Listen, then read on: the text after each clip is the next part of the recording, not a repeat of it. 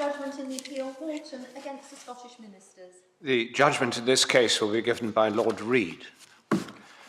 The principal issues raised by this appeal concern the proper application of an EU directive concerned with environmental law and the requirements of a common law duty of fairness in relation to a public inquiry. The appeal concerns a challenge by Mr. Walton to the making of statutory schemes and orders under the Roads Scotland Act 1984, which were intended to enable a network of new roads to be constructed in the vicinity of Aberdeen. A proposal for a road scheme around the periphery of the city, designed principally to relieve congestion there, formed part of a regional transport strategy adopted in 2003. It was one of a large number of proposals comprised in that strategy. In 2003, the ministers announced that they would implement this proposal.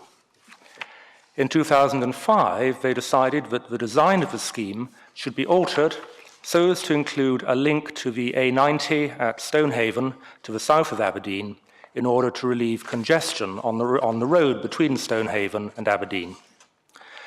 Mr. Walton's challenge to the scheme concerns that link, the fast link as it has been called. His principal complaint is that the fast link element of the scheme has not been the subject of assessment and consultation as required by EU law.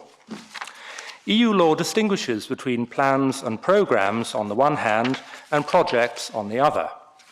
Plans and programmes which set a framework for the future development consent of projects must be subject to a strategic environmental assessment, or SEA, in accordance with the SEA directive, which became binding on member states in 2004. Modifications to a plan or programme must also be subject to an SEA. Projects, on the other hand, are not subject to an SEA. In the present case, no SEA was carried out. The first question is whether one should have been. This is a question of some difficulty, which it was proper for this court to consider. On any view, there was no need to carry out an SEA of the regional transport strategy, since it was adopted in 2003 before the requirements of the SEA directive became obligatory. The issue is whether, when the ministers altered the design of the scheme so as to incorporate the fast link, that was a modification of a plan or programme. If so, since the decision was made in 2005, after the SEA directive was in force, an SEA should have been carried out. The Supreme Court has unanimously concluded that the alteration of the scheme was not the modification of a plan or programme. The scheme which the ministers altered in 2005 so as to incorporate the fast link was properly classified as a project comprising the design and construction of a road. When the ministers decided to add the fast link, they altered that project, but they did not alter the framework for future development consent of projects as a modification of a plan or programme would have done. Mr. Walton's contention that the public inquiry held into the scheme was unfair under the common law because its scope did not include the question whether there was a need for the fast link is also unanimously rejected. The legislation under which the inquiry was held did not require its scope to include a policy issue of that kind, and Mr. Walton did not put forward any convincing argument that such a requirement arose under the common law. The Court also considers a number of procedural issues concerning the circumstances in which a person is entitled to complain to the courts about what he believes to be a breach of environmental law, and the court's exercise of its discretion to grant a remedy where such a breach is established.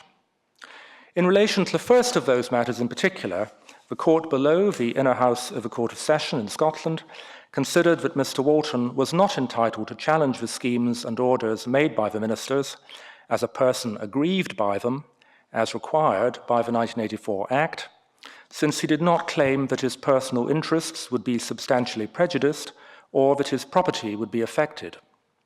The Supreme Court considers that that is too narrow an approach in this context. As a person who had participated in the procedure leading to the making of the schemes and orders, Mr. Walton was entitled to challenge them on the ground that the ministers had failed to comply with the relevant legal requirements. Furthermore, the court considers that it would be inconsistent with the purpose of environmental law, which is the protection of the environment rather than the protection of private property or private interests, to allow only persons whose private property or personal interests are substantially prejudiced to bring a breach of environmental law to the attention of the courts. For the reasons I've explained, therefore, which are set out fully in judgments delivered by Lord Hope, Lord Carnwath, and myself, the appeal is dismissed. The court will now adjourn.